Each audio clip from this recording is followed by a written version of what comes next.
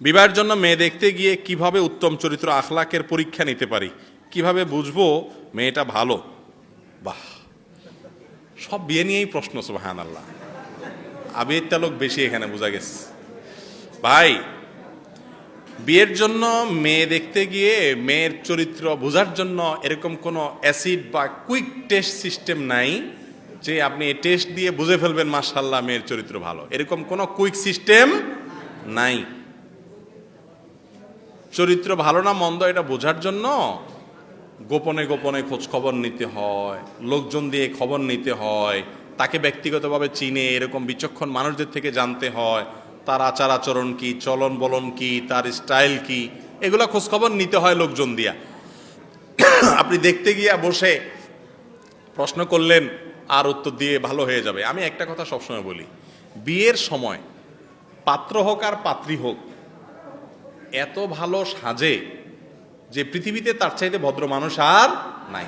ছেলে তো মনে করেন মুখের মধ্যে একটা রুমাল সুন্দর করে পেঁচায়া এমন ভাবে বসে থাকে, একেবারে ইনোসেন্ট বয়, পাগড়ি টাগড়ি পরে, সাদা পাঞ্জাবি টাঞ্জাবি পরে একেবারে দোজানু হয়ে বলে এটা তোমার শ্বশুর সালাম আলাইকুম, এটা তোমার মামা শ্বশুর সালাম আলাইকুম, মানে সালাম ছাড়া কোনো কথা নাই।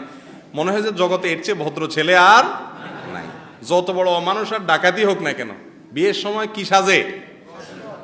অবশ্য এগুলো এখন হারায় যাচ্ছে। এখন বিয়ের সময় যে ভাব ছেলেমেয়েরা নেয়, আল্লাহ মাফ করুক, আমাদের যে বাংলাদেশের যে ঐতিহ্য ছিল, সৌন্দর্য ছিল, সেগুলো আস্তে আস্তে কি যাচ্ছে, হারিয়ে যাচ্ছে।